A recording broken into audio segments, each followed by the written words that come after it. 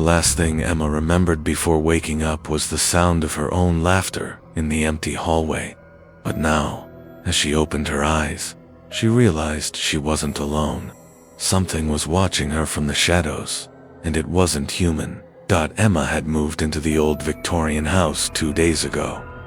It was supposed to be a fresh start, a quiet escape from the chaos of the city. But the house had a strange smell, like damp wood and forgotten secrets. The floorboards groaned under her feet, as if warning her with every step.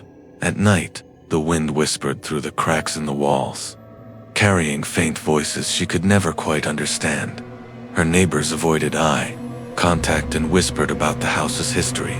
One old man muttered, "They say no one stays here for long."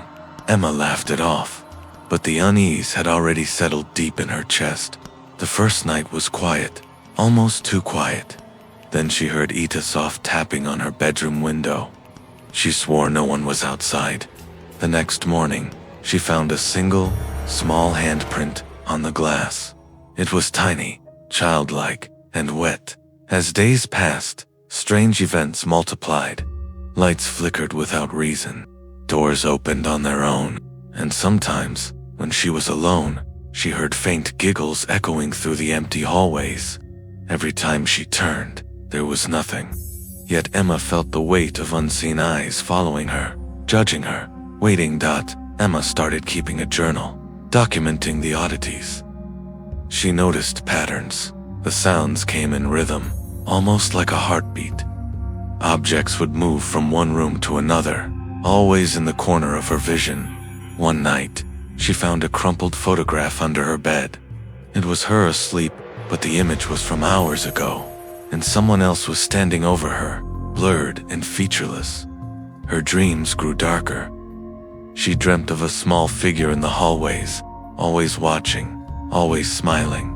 Sometimes it would whisper her name in a voice that was both familiar and terrifyingly alien. She began questioning her sanity, unsure if the house was alive or if her mind was breaking.